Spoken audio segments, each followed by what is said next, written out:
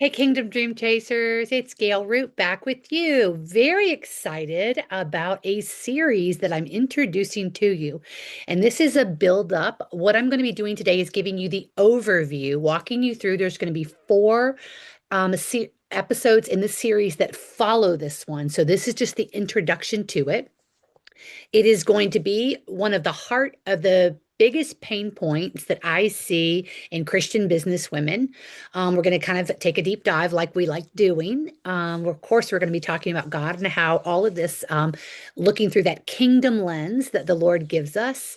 And what I'm really excited about as well is it's going to be building up to, I've got a challenge coming at the end of the month, which is going to really be letting us spend time together on this topic and helping you get some real good value and take some real strong actions in your business that are simple and easy, but very specific.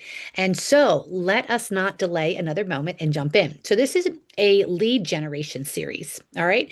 And so you might say, well, Gail, does that mean that you think that at the heart of every business where the biggest struggle lies is in lead generation? Well, not quite exactly, but it is that there is a part of your lead generation system that is not working properly. All right. So, of course, the number one problem in any Christian business is that we're not really trusting God in our business. And so we start to try to do things on our own. And boy, I don't know about you, but I find out real fast how much that does not work. All right. And how do I know when it's not working? Is because I start feeling overwhelmed. I start feeling some anxiousness inside of my body, like not just a little bit, but a lot. And it's like, those are my big red warning flags that, okay, I have stepped into Gail zone, thinking that Gail can do it, that Gail's equipped. I put my junior God badge on and said, God, I can figure this out. And he's like, oh, yeah, how's that treating you? Not well, right? Because I've suddenly become heavy burdened, heavy laden. I'm not feeling tethered. I don't feel his hand in mind, although it is there. I'm feeling overwhelmed. And so that I know quickly, I can't do this without him, period. All right. So that is most important. But if I have that dialed in, then the core, usually problem in a Christian, well, that's who I work with, Christian business women's business is somewhere in their process, the lead generation process is not working. All right. What does that mean? Well, if you're a business, let's pretend you're a brick and mortar business, right? And you have a storefront, you have to pay for the light, you have to pay for rent, you have to pay for the lights to be on. So there's an electricity bill, you have to pay for internet. You have to pay for staff to be in there when you're not manning the desk. Sometimes you have to have two staff because somebody needs to go to the bathroom or have a lunch break, right? Doesn't matter how big your store is. This is like minimum, bare minimum, what you would need. You need to buy inventory. All right. So you've had to dial in on who is the likely customer that's going to walk through your door because the inventory needs to appeal to them. You don't want to have so much inventory that there's just a tiny little bit for a whole bunch of people. You want to have a store brimming with inventory that's going to speak to the woman who walks in that door and makes her excited about being there. So here's the deal. If nobody walks through the door, what happens to your business? Right?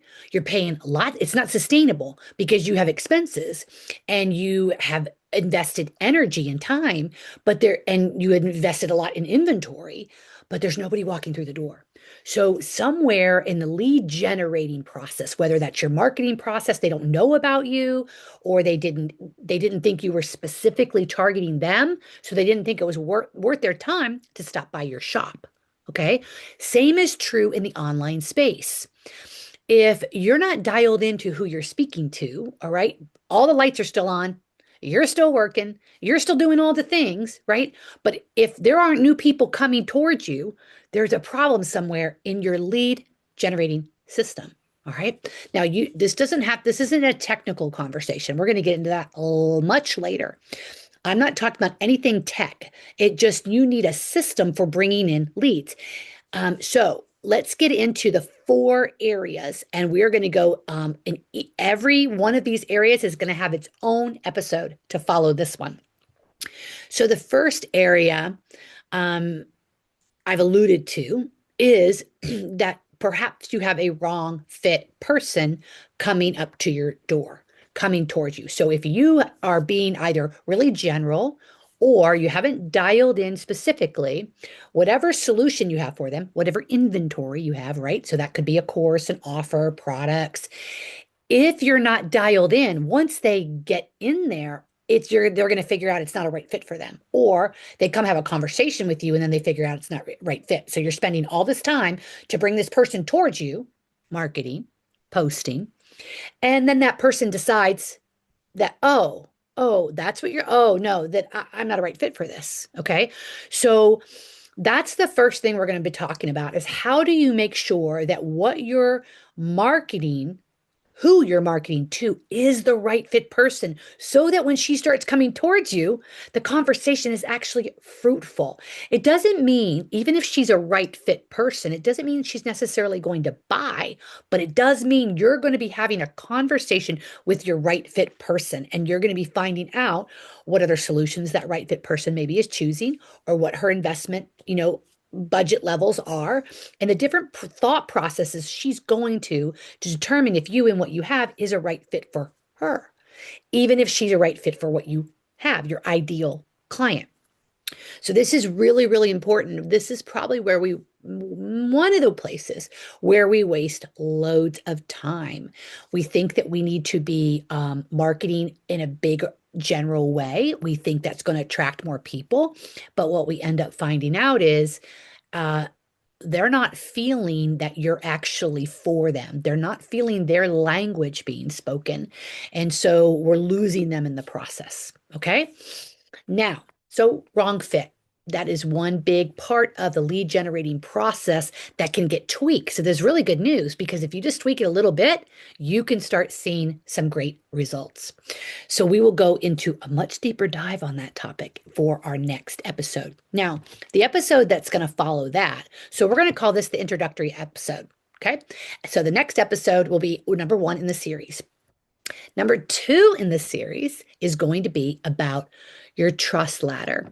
So I love this analogy because sometimes we'll talk about, customer journey, we'll talk about, commitment ladder, but trust ladder, it's just so visual. And especially for us kingdom entrepreneurs, I think it really deeply resonates. Imagine a ladder, okay, and it's leaning against something, all right? And you can see the rungs, all right? There's a bottom rung, there's middle rungs, and then there's a top rung, okay? So your right fit person is going to come over to your trust ladder, all right? Where do you think sales happen? At the top. But unfortunately, sometimes we start trying to have sales conversations when they're at the bottom of the trust ladder, okay? And that is going to break down trust. Sometimes you can see someone like sliding down a ladder. It's like, whoa, let's say they got midway and you were having a conversation too soon. They were kind of mid tier of the trust ladder and they started sliding back down because they were feeling like you weren't hearing them. You were offering something too soon. They weren't ready. All right. Psychologically, buyers don't buy at the bottom or even middle often of the trust ladder. They're working on growing in their trust of you, trust of what you have to offer. And there's very key things that create a lack of a step in the trust ladder. And we'll talk about that, how we lose that. It kind of breaks. Okay. So we'll talk about that specifically. What is the trust ladder? What does it look like in your business? And I'll be giving specific examples. And what happens when we are don't have a step. So there are steps to inviting and creating trust. What happens if we're trying to jump from the bottom all the way up to the top? Well, most people, please hear me, most people can't make that leap.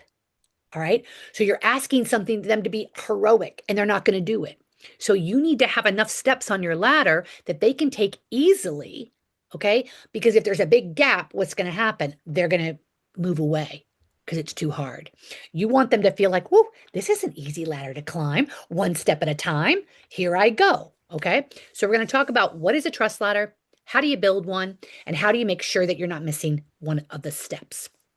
Now, the third episode in our series here is offering the right invitation. So now you've got very clear ideas of what each rung of your trust ladder is, but you've offered an invite at the wrong time. So it was the right invite. It's a great invite, but you've offered it at the wrong stage of the trust ladder.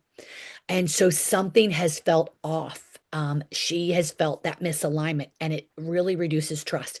And this is a little bit more of a subtle one, but it's really, really important that you start. And this is another reason why we need the right fit clients, because the more you work with the same group of people, the more you're going to start being able to discern what is speaking to them and what is not speaking to them.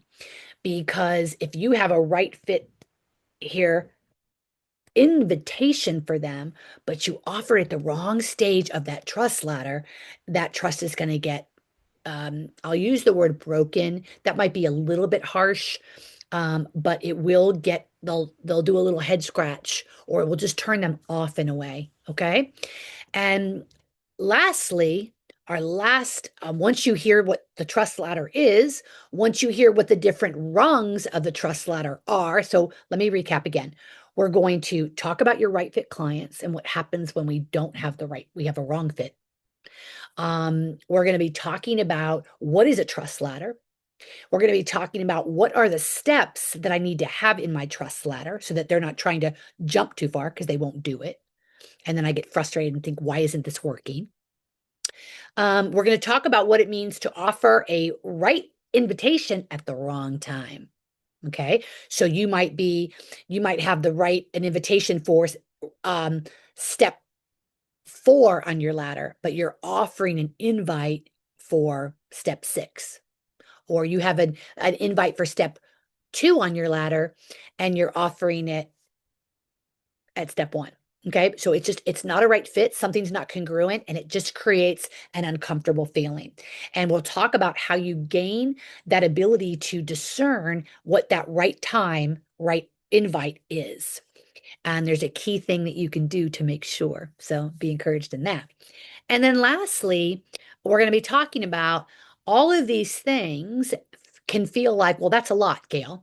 I don't want to do all that. The reason why I only have two rungs on my ladder, Gail, is because I don't want to have 5, 6 rungs on my ladder. It's too many things. Well, is it? And it's all a matter of how successful do you want your business to be? And so only having a couple different things of value to offer are probably not enough, especially when it's not going to be, their 2 things aren't going to be enough to build that trust. And up at the top is where we want them to go so that they're actually very interested in what you have to offer by then.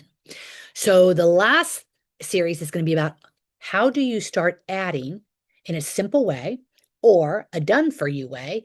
How do you start adding tech and automation? How do you start making a lead magnet? How do you start making these things happen via email, inviting, things that are automatic that are going to bring so much ease to your life and business, which allows you to be spending more time doing what you were called to do, which is serve those women. All right. If you're spending all this time on the marketing and all the things and doing all the things, what percentage do you have left of energy and time to actually serve the women that you've been called to serve? So when you start putting some automated tools in place, all of a sudden now that frees up a lot of time, delivers a lot of these steps on the ladder for you. Okay. And then you also suddenly have more people coming in and more people at the top of your ladder to talk to that are actually interested in what you have to offer. Okay. Because why? Because you found your right fit people. You identified what your trust ladder is going to be made up of. You know what every rung on the trust ladder is. You know how to offer the right fit thing at the right time. And now you figured out how to add some tech to it so that a lot of these things can happen in the background so that you can be spending your time serving as those people start ascending up on your trust ladder and want to know more about what you have to offer. So, does that sound good? All right, we are going to gear up for the next 4 episodes as we take deeper dives into this. And what I really pray is that you will reach out to me. There's many ways you can do that. You can go on the website and book a discovery call, gailroot.com. You can drop a comment below. You can go on to social media, go onto Facebook and message me in the DMs.